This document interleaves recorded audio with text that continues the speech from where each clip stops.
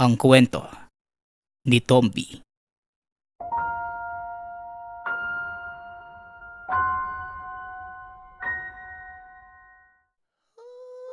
Ang kwentong ito ay mula sa isa nating tagapakinig na itago na lang natin sa pangalang Elsa. Patungkol sa kanyang ama at tiyuhin na merong kapansanan. Walang eksaktong taon. San Jose, Mindoro. Ang tiyuhin ng ating tagapagbahagi ay itago na lang natin sa pangalang Bibit. Bata pa lamang ito. Nakitaan na si Bibit ng kakaibang kilos ng kanyang mga magulang. Yun bang tila hindi normal na bata? Paano ba naman? Habang lumalaki tila hindi nagbabago ang pag-iisip. Palagi itong tulala. At kung magsalita'y nakatagilid ang ulo at pautal-utal. Nakatira sila sa lugar sa timog na bahagi ng San Jose. Medyo kalayuan ang kanilang tahanan sa lungsod. Kaunti lamang ang mga taong naninirahan. Kaya mapapansin na malalayo din ang mga kabahayan. Isang bahay na 2 palapag. Gawa sa kahoy. At ang buong baba ay nagsisilbing sala, kusina, na kung saan sa gilid nito ay may isang maliit na banyo. May beranda na nakabungad sa malaking lupain na may mga iba't ibang tanim na gulay. Nasa edad 4 na si Bibit, habang ang tatay naman ni Elsa ay kakapanganak pa lamang. Nang mga panahong ito, hindi masyadong napagtuunan ng pansin si Bibit ng mga magulang. Dahil nabaling ang atensyon sa kakapanganak pa lamang na kapatid. Kaya naging mapag-isa si Bibit. Paminsan-minsan ay kinakausap pa nito sa salamin ang sarili. Minsan pa ay nawawala na lamang bigla si Bibit. At pagkatapos ay lilitaw na lang kahapunan. Kahit saan na siya hinahanap ng mga magulang. Pati sa mga kapitbahay. Kahit malayo ay pinupuntahan nila para tanungin kung nakita ba si Bibit. Ngunit walang nakakaalam. Ni anino ng bata ay hindi nila nakita. Hanggang sa pag-uwi ng mga magulang. Naroon na ito sa tabi ng kapatid sa kuna. Kumakanta pa habang nakangiti. Labis na ang pag-aalala ng mga magulang ni Bibit. Ipinatingin nila ito sa doktor. Nagulat sila nang malamang may sakit pala ang bata na tinatawag na Down syndrome. Hindi ito makikita sa itsura, sapagkat ang utak lamang nito ang naapektuhan. Ang sakit na ito ay nabibilang sa mga special child. Dobleng problema ang sinapit ni Tatay Lecario at Nanay Marisol. May pinapalaki silang isang bata na may sakit sa isipan. Habang nakaharap naman sila sa isa pang pasibol na bata. Ang sanggol ay tawagin na lang natin sa pangalang Silio. Ang labis pa nilang pinag-aalala. Nang sabihin ng doktor na obserbahan din ang kasisilang na bata. Dahil baka ganun din ang sapitin nito paglaki. Tila pinagsakluban ng langit at lupa ang mag-asawa. Magpaganon pa man. Hindi ito naging dahilan upang sumuko sila sa buhay. Pinalaki nila ang mga bata hanggang sa tumuntong sa edad na 11 si Bibit. Habang si Silio naman ay 7 taong gulang. Naging masaya ang pamilya dahil normal ang bunso. At kung magsalita pa ito ay mas angat kay Bibit. Samantala, sa mga nagdaang taon ay naroon pa rin ang biglaang pagkawala ni Bibit. Bumabalik na lamang ito ng hapon. Hindi na nila ito pinagtuunan pa ng pansin at nasanay na lamang katagalan. Hanggang sa isang araw, naglalaro si Bibit at Silio. Tila si Silio pa ang matanda dahil ito ang nagdidikta sa kapatid. Pinagmamasdan lang sila ni Tatay Lecario na nasa bintana sa itaas. Nang mga sandaling ito, Nasa likod ng tahanan ang dalawa. Hanggang sa biglang lumikot ang mga mata ni Bibit. Sumeryoso ang mukha at bigla na lamang pinaghahampas sa hindi malamang direksyon. Wag ka dito. Masama ka kasi. Tara na Silyo. Basta dali. Dali, takbo. Wika nito. Kaagad hinila ang kamay ni Silyo at ginuyod papasok ng tahanan. Nagkukumahog ang dalawa sa pagtakbo hanggang makarating sa sala. Habang si Tatay Lecario naman, napakunot ang muka at kaagad bumaba ng bahay. Nakita niyang maputla si Bibit habang si Silyo naman umiiyak habang hawak nito ang tuhod. Ano bang nangyayari sa inyo? Bakit bigla ka na lang nagwawala, Bibit? Ayan tuloy.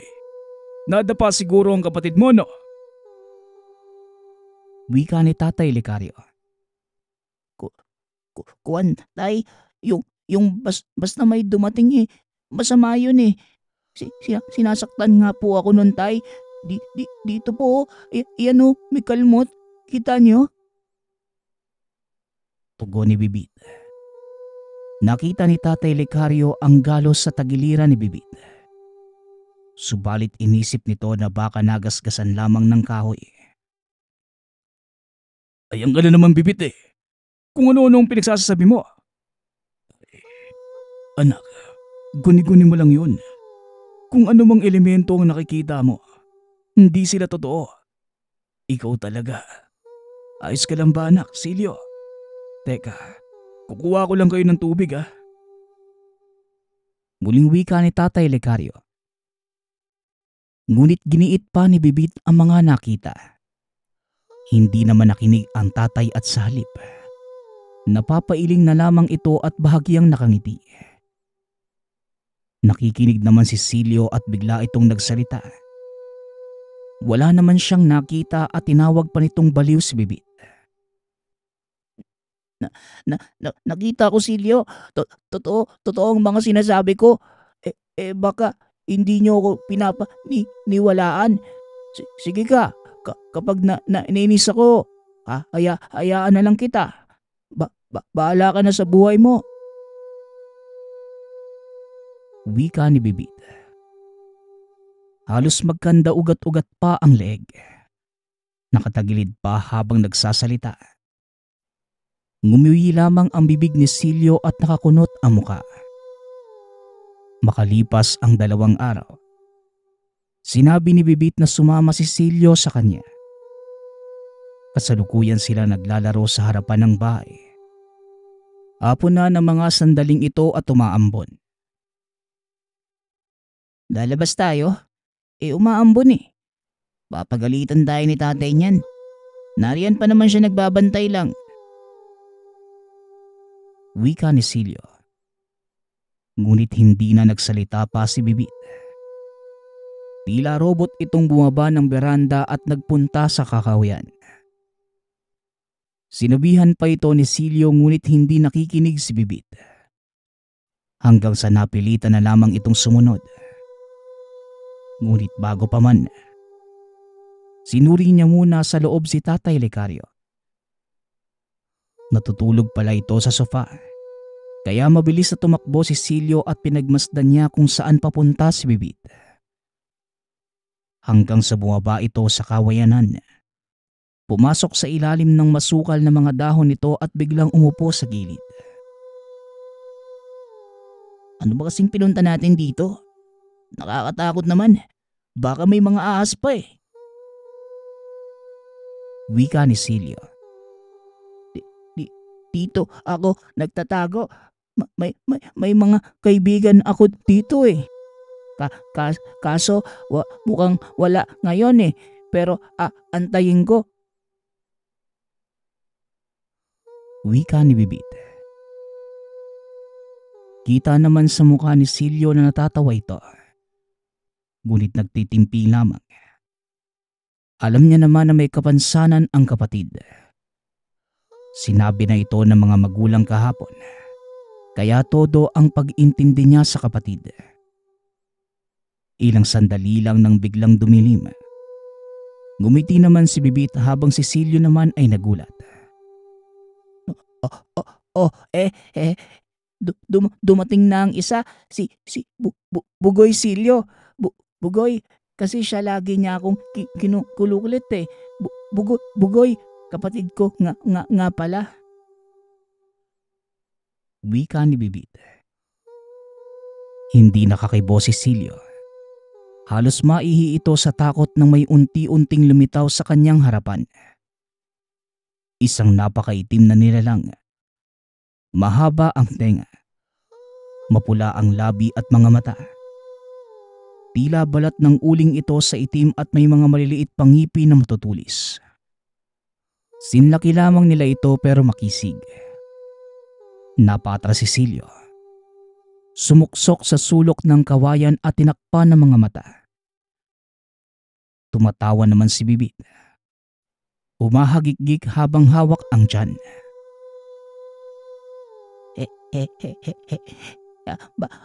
Ba't ka natatakot? Hindi naman ako takot sa kanya eh. Nagsusutukan pa nga kami tapos bigla na lang darating yung isa, yung babae. Maganda at maputi yun. Banat ni Bibit sa kapatid. Bata man ang isipan ni Silyo ng mga sandaling yon. Pero batid niyang totoo pala ang nakikita ni Bibit. Hindi niya inaasahan na ang pangit pala na muka at tinuturing ng kapatid na kaibigan. Binalot na matinding hilakbot si Silyo. Kinakalabit naman siya ni Bibit at sinasabihang buksan na ang mga mata. Dahil dumating na ang isa pa niyang kaibigan. Kahit takot man, pinuka ni Silyo ang mga daliri. Sumilip at maniwala man kayo sa hindi. Nakita niyang nakaupo sa tabi ni Bibit ang isang napakaputing babae. Ang ganda at may suot na kakaiba kumpara sa mga tao. Yung mga mata nito ay kulay berde ang nasa gitna. Nakangiti ito habang pinagmamasdan si Bibit na tila natutuwa. Sinipat pa ni Silyo yung maitim at nakita niya itong nasa unahan lamang. Inaangat ang ulo na tila nagbabantay sa lugar. Gumaan ang pakiramdam ni Silyo. Gumapang siya at tinignan ng malapitan ang babae. Nginitian siya nito at maniwala man kayo sa hindi. Narinig niya ang boses ng babae. Ngunit hindi bumubuka ang bibig. Tila bumubulong lamang. Wala kang dapat katakutan. Nagtanong sa akin ang kapatid mo kung bakit hindi daw kami nakikita ng iba. Alam ko na kung bakit. Dahil may kapansanan siya at hindi niyo siya pinaniniwalaan. Kaya napagpasyahan kong magpakita sa iyo upang isipin ng kapatid mo na normal lang kami para sa kanya. Upang maramdaman niyang totoo kami sa pamamagitan mo. Para hindi na siya maging malungkot. Isa akong anito. Ngunit napadpad sa lugar na ito. Dahil sa mga ibang kagaya naming masasama. Siya naman ang bantay ko. At huwag kang matakot sa kanya. Mabuting tawawa siya at kagaya mo ay bata pa. Wika ng diwata. Tumango naman si Silyo at tumingin kay Bibit. Naglalaro ito ng daliri habang kumakanta. Ilang sandali lang. Bigla na lamang nawala ang babae pati na yung itim na nilalang. Yung kakaibang dilim kanina ay mas dumilim na mga sandaling yon. Hinila ni Silyo si Bibit. Nagmungkahing umuwi na sila. Habang papauwi, naririnig nilang dalawa ang sambit ni Tatay Lecario at Nanay Marisol. Nagmadali na sila sa pag-uwi hanggang sa makita ang dalawa mula sa masukal na damuhan. Naiyak si Nanay Marisol na makita sila.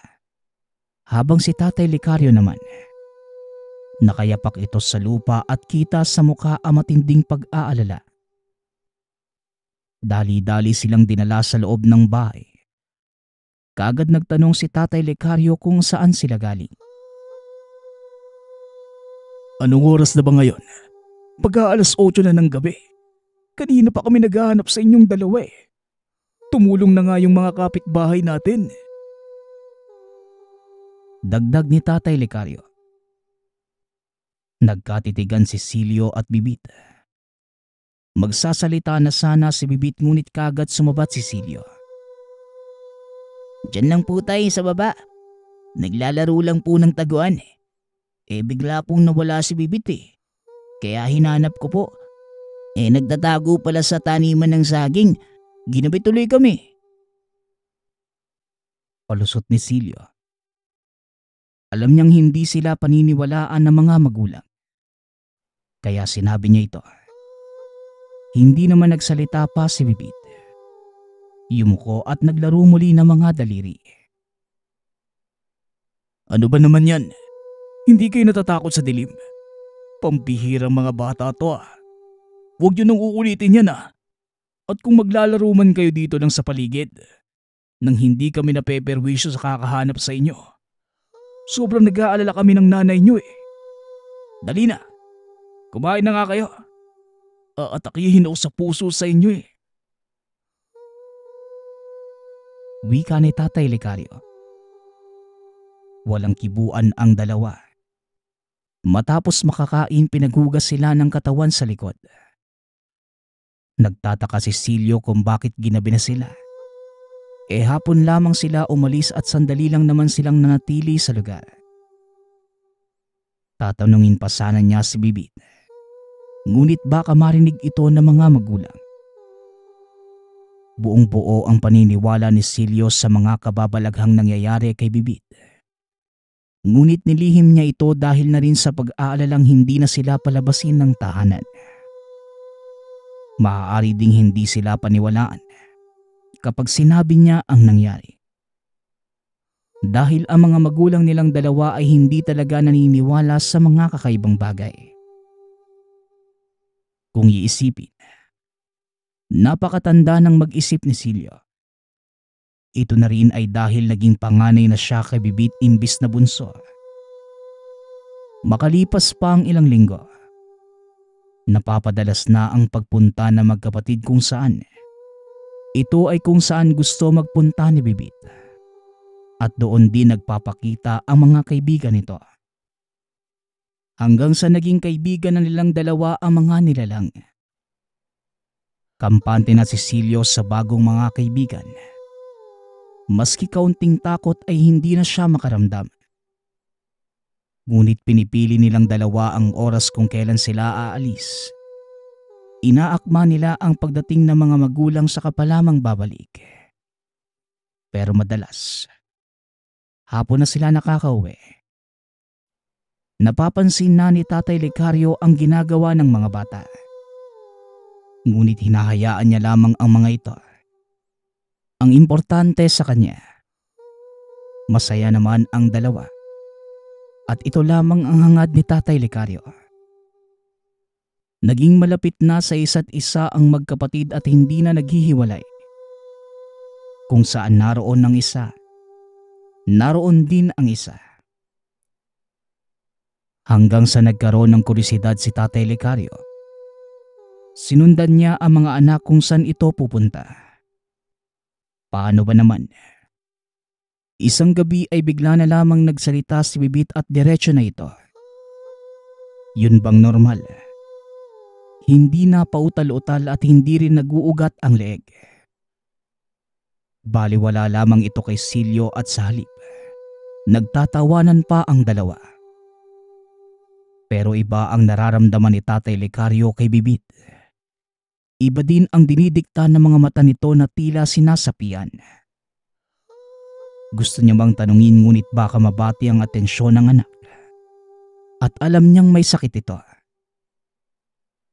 Araw ng Sabado, bigla na lang tumahimik ang bahay. Yung mga ingay ng bata ay biglang nawala. Dito na kumilos si Tatay Lecario. Sumilip siya sa bintana sa itaas at nakitang mabilis na tumatakbo ang dalawa pababa doon sa taniman ng gulay. Sinundan niya ito ng sinundan hanggang sa biglang naglaho ang dalawa. Nanlaki ang mga mata ni Tatay Lecario dahil bigla na lamang naglaho ang mga ito. Samantalang hindi naman niya inaalis ang tingin. Ang pinagtataka pa ng ama, nasa malawak pa na espasyo at napaka-imposibleng makapagtago. Kumabog ng malakas ang dibdib ni Tatay Lecario. Damang-dama niya sa sarili ang pagkatakot at labis na pag-aalala. Nagpunta ito sa kagubatan. Umakyat ng bukid at tinanaw ang buong lugar subalit hindi niya na makita ang dalawa. Nang mga sandaling yun, inaasahan na ni Tatay Lecario na uuwi ang mga bata sa hapon. Kaya inantabayanan niya ang mga ito kung saan naglaho. Umupo siya sa mga nakahilerang bato sa uma. Maigi niyang pinakiramdaman ang lugar. Hanggang sa makarinig siya ng mga halakhakan. Yun bang nag-aasaran at boses ito ng magkapatid. Pinakinggang maigi ni Tatay Lecario kung saan nanggagaling. Hanggang sa natuntun niya ang mga ito. Doon sa may tuyong sapa, na kung saan may malaking puno ng buli-buli. Marahang naglakad sa lugar. Hinawi ang masukal na damuhan at napansin niyang naroon ito sa ilalim ng tumpok na baging. Tatawagin niya sana ang dalawa. Kaso sa pagnanais na malaman ang ginagawa ng mga ito, gumapang si Tatay Lecario hanggang sa tuluyan niyang malapitan ang lugar. Nalaman niyang kay Bibit nga at Silio ang boses. Pero ang pinagtataka ni Tatay Lecario ay bakit tila may kinakausap ang mga ito. Pagsilip niya, halos maputol sa paghinga si Tatay Lecario nang makita ang mga kasama ng anak. Tatlong maiitim na nilalang at isang magandang babae. Kinilabutan si Tatay Lecario sa mga ito. Hanggang sa Si tatay, nararamdaman ko si Tatay Silio. Naku, lagot. Nariyan lang siya sa paligid. wika ni Bibit. Nagtataka naman si Silio. Paano nagkaroon ng malakas na pakiramdam si Bibit? Tumayo ito at lumabas doon sa lugar. Hanggang sa nakita niya nga si Tatay Lecario. Nanlaki ang mga mata ni Silio at kita sa mukhang natataranta. Habang si Tatay Lecario naman, hindi ito nakakibo. Balisa na tila tatakbo na. Hanggang sa lumabas na din si Bibit. Kagad itong lumapit sa kanilang ama at niyakap ito. Hindi naman nakakibo si Tatay Lecario at nakatulala lamang. Hanggang sa naglabasan na ang mga elemento. Dito na napaatras si Tatay Lecario. Kaagad namang nagpaliwanag si Silio. Tay, huwag po kayo matakot sa kanila. Hindi naman po sila masama eh. Kaibigan po namin sila. Sila po yung mga nakikita niya sa bahay natin. Gusto ko po sanang sabihin sa iyo ang lahat kaso hindi ka naman po naniniwala eh. Kaya itinago na lang po namin. Naiintindihan naman po ito ni Bibit. Paliwanag ni Silio. Ano yan? Kaibigan nyo? Naku, ngayon pa lang ako nakakita ng mga ganyang nilalang eh. Inaakala ko nga na hindi sila totoo. Nakakatakot. Tabi-tabi po sa inyo. Sinusubukan ko lang pong sariin ang mga ginagawa ng mga anak ko. Kasama niyo po pala. Akala ko kung ano lang eh. Tugon ni Tatay Lecario. Hanggang sa nagsalita na si Bibit na siyang kinagulat ni Tatay Lecario. Sobrang punto magsalita.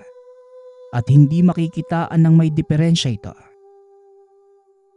Tay, kamusta? Pasensya na tay at nandito kami ha. Katunayan ako lang naman dapat eh. Kaso kinukutya ako ni Silio kaya pinakita ako sa kanila. At yun, nagpakita naman sila sa kapatid ko. Pero huwag ka matakot tay. Wala pong mangyayari sa aming dalawa. Sa katunayan nga po, tinutulungan nga po nila akong bumalik sa realidad. At kung napapansin nyo ngayon, maayos na yung pagsasalita ko. Pero ito, dahil din sa anito, yung babae po, siya ang tumutulong sa akin. Kapag wala siya, babalik po ako sa dati. Tanggap ko naman na tay eh. Nalaman ko na din po kung anong sakit ko. Pero masaya po ako nakakasabay na ako kay Silio. Hanggat kasama ko sila. Wika ni Bibit. Hindi nakakibo si Tatay Lecario. Napatingin lamang ito kay Silio. Nakangiti ito habang tumatango. Tumutulo pa ang mga luha sa mata. Hanggang sa umabante ng lakad ang anito. Tinitigan nito sa mata ang tatay at ngumiti. Maraming salamat sa inyo. Hindi ko akalain na ang tagpong ito magpapabago sa paniniwala ko. Ang totoo, akala ko dahil sa malikot na isip lang ng isang katulad ni Bibit. Pero totoo pala ang nakikita niya. Pasensya na rin kung minsan napapamura pa ako sa kakulitan ng mga batang to. Mahal na mahal ko sila. Pantay, walang labis at walang kulang. Wika ni Tatay Lecario. Walang buhay na hindi importante. Lahat ay mahalaga. At may silbi sa mundong ito. Nabigyan man ng sakit si Bibit. Nakakaintindi naman ito at may mabuting puso. Gagabayan ko siya hanggang sa tumanda. Ito lamang ang maibibigay ko sa inyo. Ang pagbabalik niya sa realidad tuwing nasa tabi niya ako. Bibiyayaan ko siya ng katangiang makatulong sa kapwa. Katangiang wala sa iba. Katangiang hindi mo iisiping meron siya sa likod ng kapansanan niya. Bibit, hanggang nasa tabi mo ako, magiging masaya ang buhay mo. Makakasalamuha mo na ang iba. Wika ng anito. Naiyak sa tuwa si Tatay Lecario. Napaluhod pa ito sa lupa. Kaagad naman siyang pinatayo ng anito at sinabing wag lumuhod dahil hindi naman siya ang may lika. At sa halip, isiping na lamang na kaibigan nila ang anito. Pero may isang kondisyon. Walang dapat makaalam na iba dahil marami ang masasama sa mundo. Lalo na ang mga taong nabiyayaan ng kapangyarihan ng demonyo.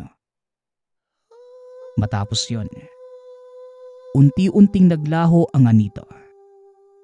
Hindi lubos mapagtanto ni Tatay Lecario na totoo ang lahat. Malaki ang pinagbago ng kilos niya at pagtrato sa mga anak. Lalo na kay Bibit. Alagang-alaga niya ito at pinapasaya palagi. Lahat naman ay labis na pinagtaka ni Nanay Marisol. Ngunit nagtatawanan lamang ang tatlo at sinasabi ng tatay na naglalaro lamang sila ng mga anak. Hanggang sa lumalaki na si Bibit at sa katunayan ay nakapag-aral na ito. Ngunit hanggang elementarya lamang dahil nahihiya na si Bibit. Malaki na ito kumpara sa mga kaklase. Labis naman itong kinatuwa ng mga magulang. May pagtatakaman ang mga kapitbahay. Kalaunan ay nasanay na din ang mga ito. Nakikita nila minsan na normal na talaga kung magsalita si Bibit. Pero bumabalik sa pagkautal ang boses at pagtabingi ng leeg. Hanggang sa natuto na ito sa mundo ng espiritual.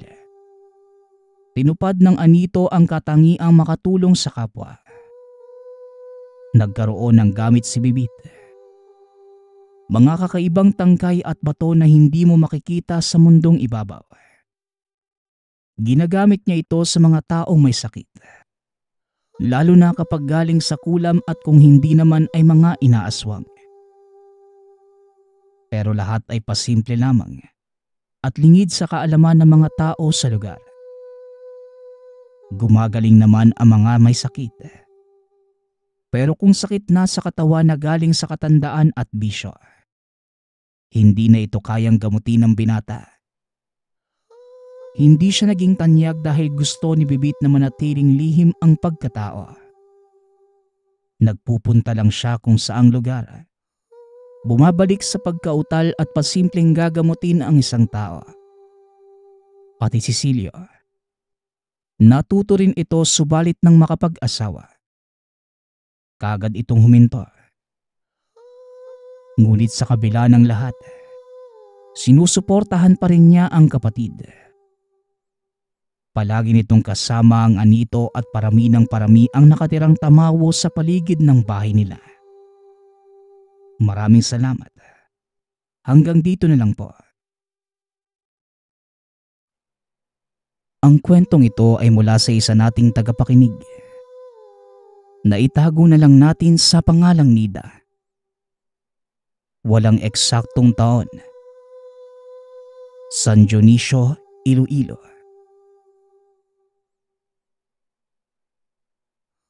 Sa edad na 14, sumama na ito sa kanyang nobyo na itago na lang natin sa pangalang Romy.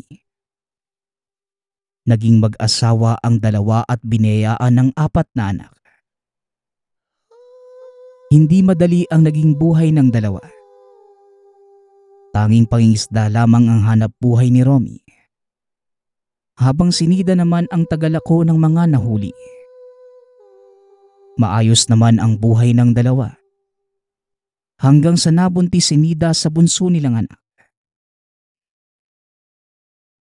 Tong, ayoko na sana magbuntis. Sa susunod magpapalaygate na ako. Tama na tong 4.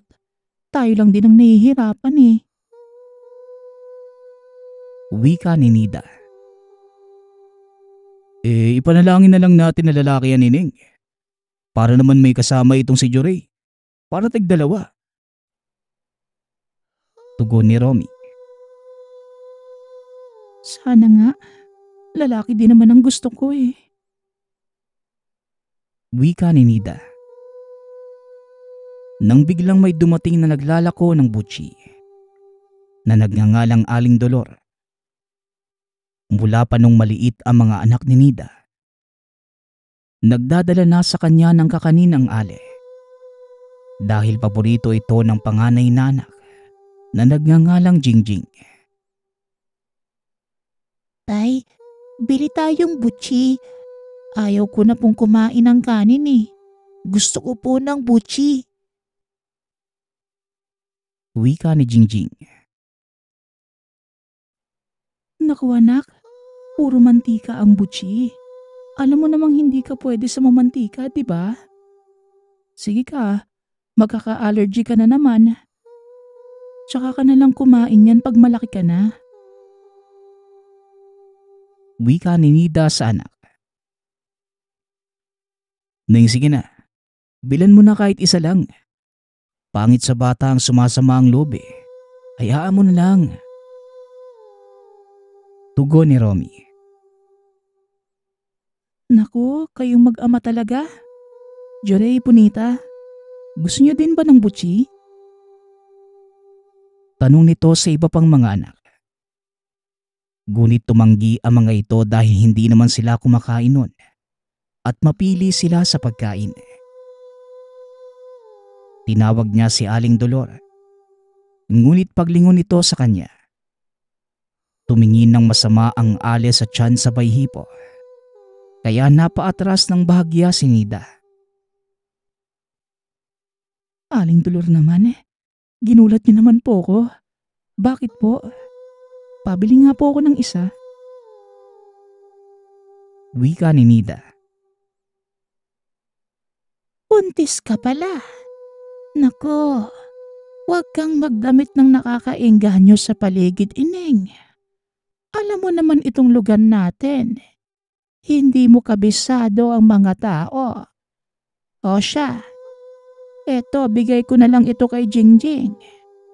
Libre na at ubos na din tong paninda ko. Tugon ni Aling Dolor. Ay, salamat po. Nakakahiya naman. Aling Dolor, paano niyo po nalamang buntis ako? Hindi pa naman po malaki ang tiyan ko ha. Tanong ni Nida. Malayo pa lang, Ineng. Naaaninag ko na. Kaya mag-iingat ka dahil ang batang yan. Sobrang pabibo sa mata ng mga aswang. Masyadong hayag ang aura eh. Tugon ni Aling Dolor. Sabay hawak sa kamay ni Nida. Babae, babae ang magiging anak mo. Maghanda kayong mag-asawa. Mag-aanim na buwan na ba ito?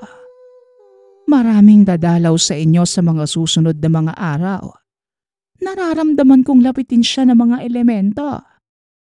Lalo na sa mga hayok sa sanggol. O siya, dumaan ka mamaya sa bahay ko at may bibigay akong pangontra. Isama mo na itong si Jingjing. Maraming bunga ang bayabas ko. Ipakuha mo na lang sa kanya. Muling wika ng matanda at tuluyan ng umalis. Biglang may kung anong pumitik sa tiyan ni Nida. Nang iaabot na sana ang butsi sana. Bigla na lamang itong nawala ng malay. Buti na lamang ay nasalo ito ng asawa. Hindi na siya nakapunta sa bahay ni Aling Dolor dahil sinugod na ito sa ospital. Tumaas ang dugo at pinayuhan siya ng mga doktor na magpahinga na lamang. Ngunit hindi naman siya nanatili sa ospital. Umuwi din ito ng bandang 6:00 ng hapon. Kasama ng mga bata ang nanay ni Romy na itago na lang natin sa pangalang Nanay Josefa. Nida, ilang buwan na ba yan tiyan mo? Nako, mag-iingat ka't nasa edad ka na. Delikado ang magbuntis sa edad na 40. Tsaka anak, pang-apat na ito ah. Bakit hinahayaan mo na wala man lang pangontra? Di ba kabilin-bilinan ko sa'yo? Magkapit ka ng mga pangontra dahil buntis ang asawa mo. Wika ni Nanay Josefa. Oo nga po na eh. Pinapaalala nga po ni Aling Dolor kanina. May bibigay nga daw po siyang pangontra kay Nida eh. Hindi naman namin nakuha dahil sa nangyari. Hayaan nyo.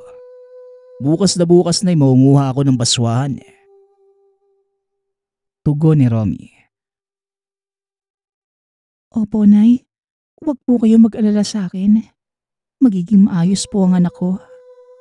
Tong, magpausok ka na lang muna ng mga dahon ng suha ngayong gabi.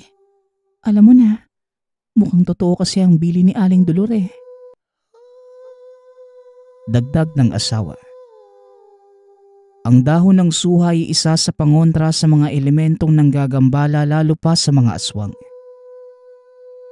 Sinunod ni Ronnie ang asawa.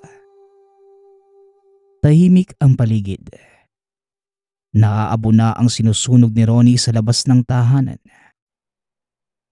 Habang mahimbing ang pagkakatulog, may kung anong lumapag sa bubong ng tahanan. Napabalikwas si Romy. Pinakiramdaman niya ang paligid habang ang asawa naman tila pinabangungot. Ginigising niya ang asawa hanggang sa marinig na may naglalakad sa bubong dahil sa paglagutok ng mga yero. Nagising si Nida at bumangon. Napadaing ito habang hawak ang tiyan na humihilab.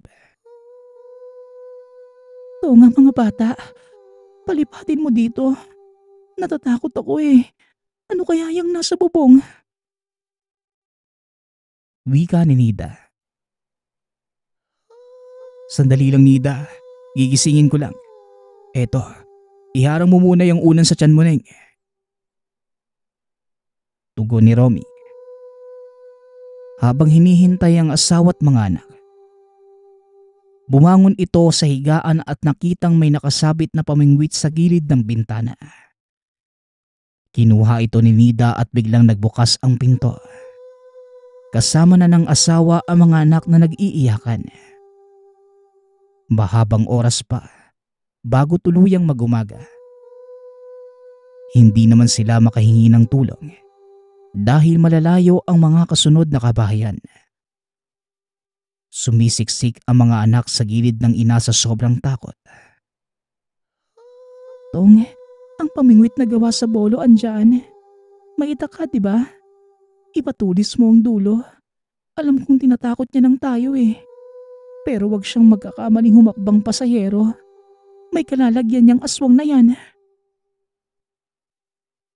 Wika ni Nida. Napapaisip ako na nga. Hindi kaya aswang si Aling Dolor? Tanong ni Romy. Hindi, Tong. Hindi ko naman nararamdamang aswang siya eh. Matagal na natin siyang kilala at suki sa kakanin. Eh di sana noon pa. Nakaapat na tayo oh. Tugon ni Nida. Hanggang sa napatigil ang dalawa. Nang biglang may kung anong lumundag sa gilid ng bintana. Napasigaw pa ang mga bata dahil may kung anong matulis na bagay ang kumikiskis sa dingding. Hindi na nakatiis si Romy. Kinuha na ang baril sa lumang aparador. Dati itong kagpo sa lugar, kaya may mga luma itong kagamitan pang depensa kung sakali. Meron itong 2 pares ng tsako at pasulpot. Matagal na niya itong hindi nagagamit dahil ayaw na ng asawa na masangkot pa si Romy sa kahit anong gulo na may kinalaman sa dahas. Neng mga bata, kahit anong mangyari, huwag kayong lalabas. Hindi yan titigil hanggat hindi napapatay eh. Wika ni Romy. Tay, wag na po. Mawawala din po yan. Huwag na po kayong lumabas. Wika ni Jingjing. Ngunit hindi na nagpapigil ang ama. Pagkabukas ng pinto, nagulantang siya sa nakita na sobrang malapad na pakpak. Walang balahibo. Mukhang paniki ang itsura. Nakadungaw sa kanya habang naglalaway. Bago lumabas si Romy, kinargahan niya at kinasa ang baril na hawak. Walang ano-ano eh.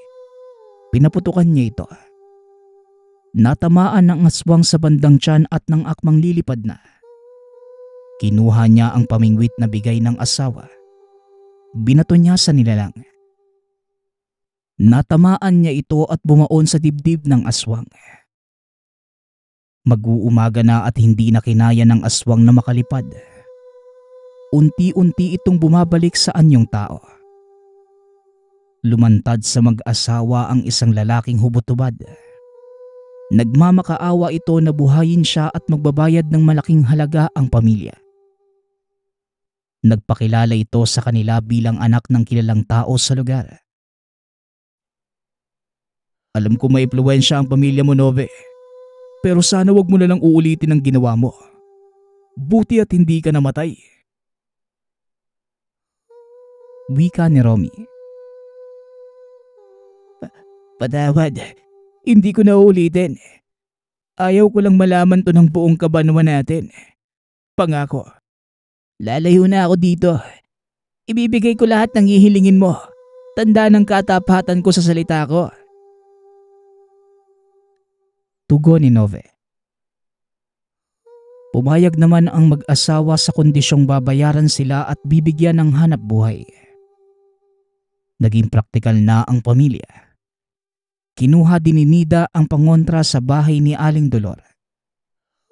Nanghingi pa ito ng pasensya dahil napag-isipan pa nila ito ng masama.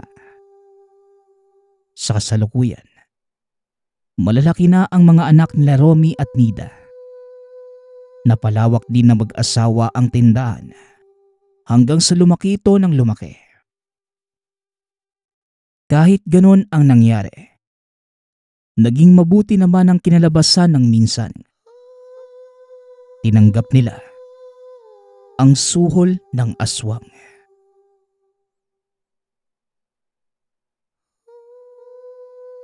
Ang kwentong ito ay mula sa isa nating tagapakinig. Karanasan ito ng isa sa mga kapatid ni Marie. Walang eksaktong taon. Probinsya ng Iloilo. 14 na taong gulang pa lamang si Marie na mga panahong ito. Panganay na anak ni Tatay Duming at Nanay Aida. Sa 11 magkakapatid. Nang mga panahong iyon, hindi pa nauuso ang pagpaplano ng pamilya. Wala ding ilaw o kuryente man lang sa tahanan tuwing sasapit ang gabi. Isa sa mga rason ng pagdami ng anak. Aba bata, saan ka na naman galing? Nawiwili ka na sa kakapamulot ng mga buto ng kamyas. Hindi ka ba natatakot pumasok sa gubat? Ni wala kang kasama. Tsaka ikaw, Marie, huwag kang maglalabas sa sapa na mag-isa. Dalhin mo si Rena at Karing na may kasama ka. Wika ni Nanay Aida. Nangahoy lang naman po ko, Nay.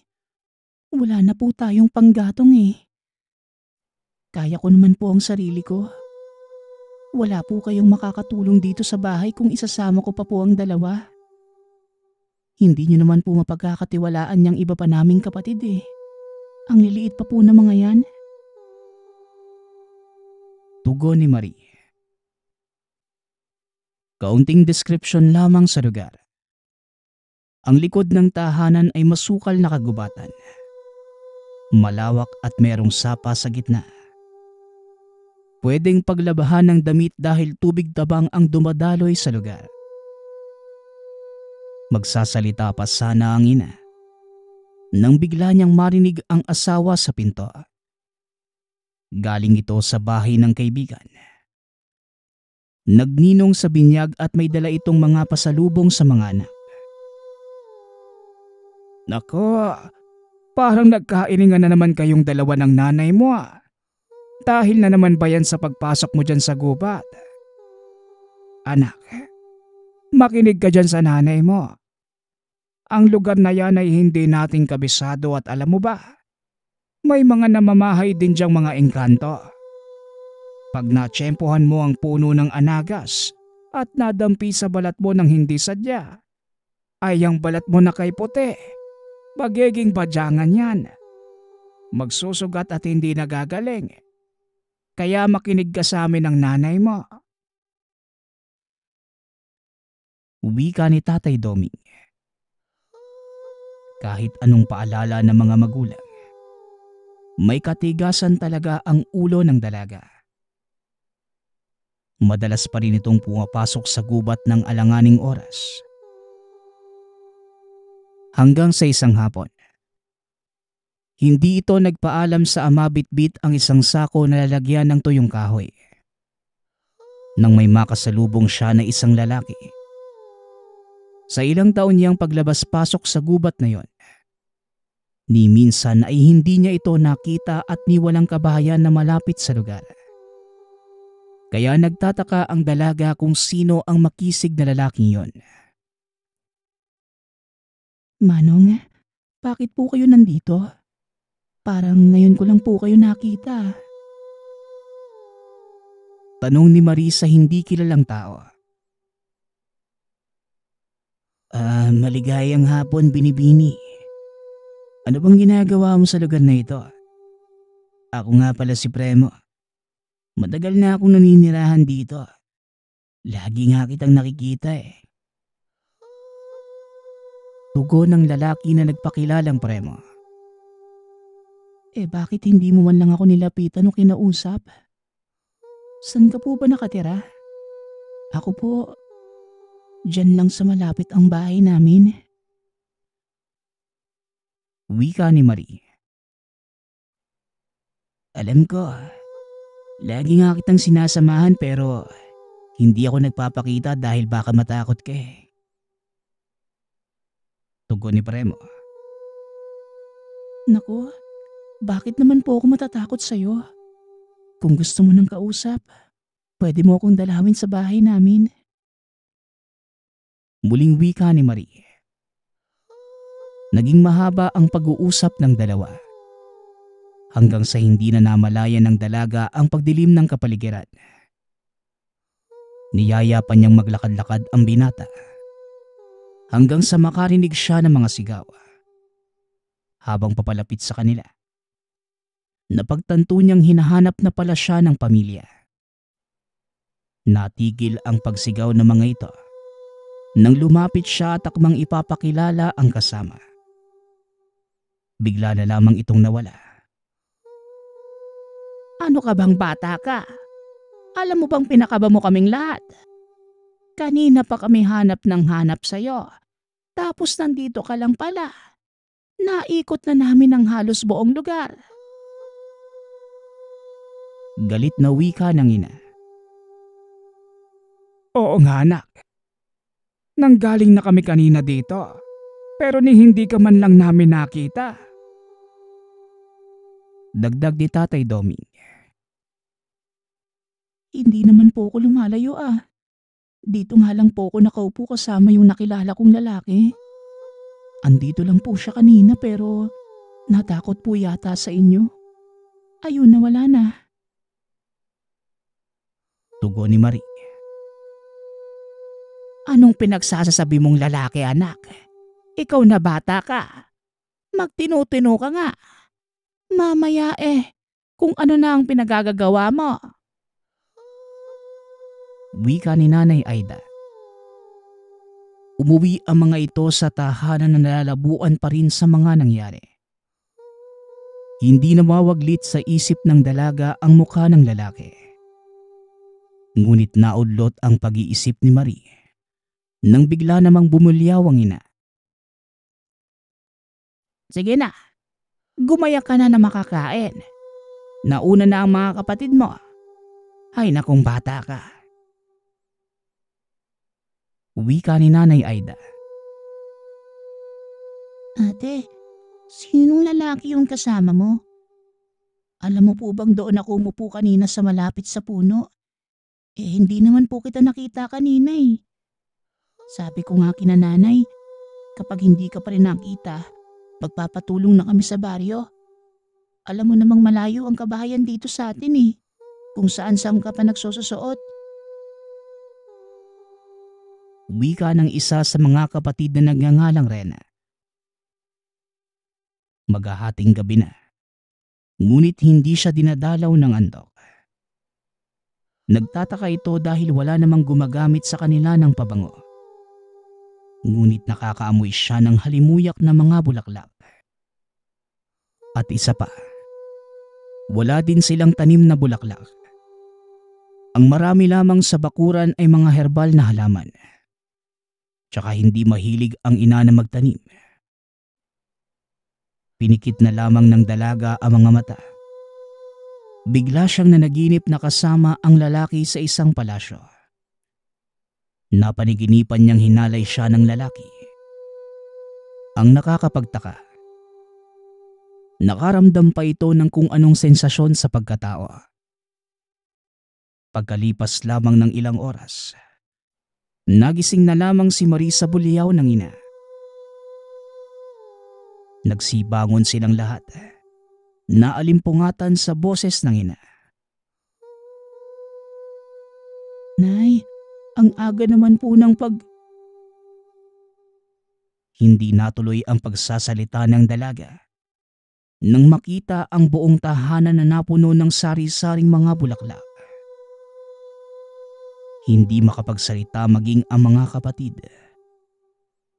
Sa dami, may namumukod tangi na pulang bulaklak. Napagtanto niyang hindi yon pangkaraniwang nakikita sa paligid.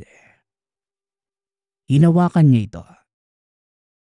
Biglang may kung anong kuryenteng dumaloy sa katawan. At bigla na lamang itong nawala ng malay. Nagsisigaw muli ang ina sa sobrang pag-aalala sa dalaga. Nang mga panahong ito, hindi pa uso ang doktor sa lugar. Kaya ang ginagawa ng mga tao ay tapal-tapal lamang ng mga herbal at halamang gamot. Ngunit kakaiba ang nangyari kay Marie. Buong araw itong nakatulog. Kaya hindi na mapalagay ang ina sa nangyayari. Nagpatawag na ito ng magaling na albularyo para matignan ng anak. Unang pagtingin ko pa lang sa kanya, masasabi kong naengkanto ang anak niyo. Sa ngayon, hindi pa natin matutukoy kung ano ba talaga ang nangyayari sa kanya. Magigising din siya, Aida. Huwag kang mag-alala. Susubukan kong makiusap sa nilalang na ibalik ang anak niyo. Wika ng albularyo na nagngangalang Tasyo. Nagpausok ito ng kamangyan at kung ano-anong dahon. Nilapit ito sa dalaga at bigla itong umungon. Dumilat ang mga mata. Bumangon at nagsisigaw. Halos mawalan ito ng lakas sa ginagawa. Hinawakan ng ama ang dalawang kamay ni Marie para hindi niya masaktan ng albularyo. Habang si Nanay Aida naman, nakahawak sa rosaryo at nagbibigkas ng mga kataga na nagmula sa Biblia. Habang ang albularyo ay patuloy lamang sa ginagawa, biglang nahupa ang tensyon at dahan-dahang nakatulog muli ang dalaga.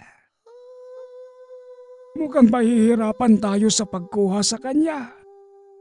Lalo pang natangay na ng engkanto ang kanyang kamalayan. Nalukob na ng kapangyarihan ng nilalang ang dalaga. Ang tanging magagawa na lang natin, tulungan siya na makawala sa nakagapos sa kanya. Subalit hindi natin ito magagawa kung siya man ay nagkaroon na ng pansariling desisyon. Lahat ng paraan gagawin ng nilalang para makuha ang anak niyo. Kung ang anak niyo ay nakapagpasya ng sumama sa nilalang, tuluyan na tayong mahihirapang mabawi siya. Wika ni Mang Tasyo. Napahagulgol na lamang ang ina sa narinig. 10:00 na ng gabi. Umuwi na muna ang manggagamot para makakuha ng iba pang gamit.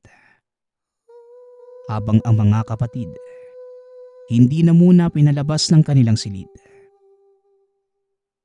Habang abala si Nanay Aida sa pagrorosaryo, ang ama naman ay abala sa pagpapaikot ng buok na binigay ng albularyo. Pantaboy ito ng mga nilalang na nanggagambala sa kanila. Bigla na lamang nagising ang dalaga. Napahinto sila sa ginagawa habang pinapakiramdaman ang gagawin nito. Hanggang sa tinawag ng dalaga ang nanay na may kung anong iniinda. Nay, masakit po ang tiyan ko. Ang sama po ng panaginip ko eh. Sinama po ako sa malawak na lugar at pinagsamantalahan ng...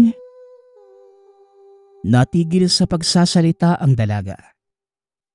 Dahil bigla na lang itong niyakap ng ina. Naiyak na lamang si Nanay Aida sa pag-iisip na may nangyari sa anak na hindi maganda. Ang napapansin ng ina, hindi na maayos magsalita ang anak. Nang oras na yon, ayaw niya munang bigyang kahulugan ang kung anumang napapansin. Ang tanging nasa isip ni Nanay Aida, mailigtas ang anak sa kung anong banta ng nilalang na nanggagambala sa dalaga. Maghahating gabi na, hindi na sila nakatulog. Nakaupo na lamang ang dalaga sa sulok ng kama, habang tulala at tumutulo ang luha.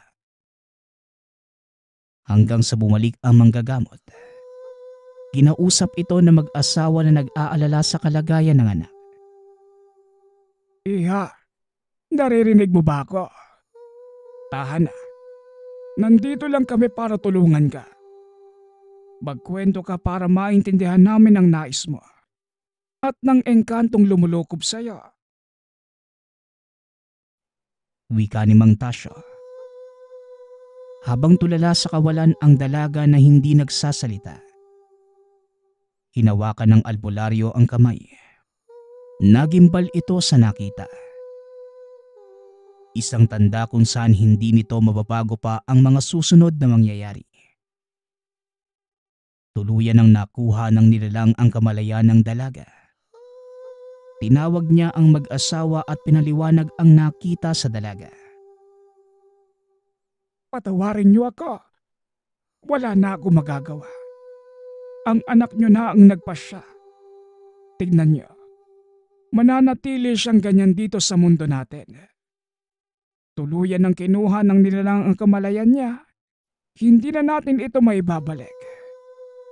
Panahon na lang ang makakapagsabi kung babalik pa ba sa wisyo ang dalaga. Ginawa ko na ang alam kong makakatulong sa kanya. Pero ang hindi ko lang magagawa, ang ibalik ang kamalayan niyang tuluyan ng kinuha ng engkanto. Paliwanag ni Mang Tasyo. Napahagulgol na lamang ang ina at niyakap ang anak. Hindi na ito nagsasalita. Tumutulo lamang ang mga luha sa mga mata ng dalaga. Hindi na rin ito makagalaw at tila na paralisa na. Wala na silang nagawa kundi tanggapin ang nangyari sa anak. Mabigat man sa loob na makita nilang araw-araw ang anak na tulala. Naiisip ng mag-asawa na hindi naman sila nagkulang sa pagpapaalala at pagmamahal sa dalaga. Ngunit mas pinili nitong sumama sa engkanto ng kagubatan. Maraming salamat sa nagpadala ng kwento. Ang magiging opinyon ko lang sa kwentong ito, no? Dapat makinig tayo sa ating mga magulang. Mas matagal silang nabuhay sa ating mundo. Mas marami silang karanasan at kaalaman. Kaya dapat ay hindi natin ipagsawalang bahala ang sinasabi nila. Katulad na lang ng nangyari kay Marie. Kahit anong pagsabi ng mga magulang ay hindi siya nakinig. Hanggang sa kinuha na lamang siya ng engkanto. Kayo, anong opinyon nyo sa ating kwento?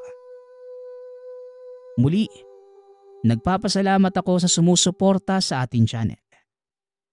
Hanggang sa muling pakikinig. Paalam.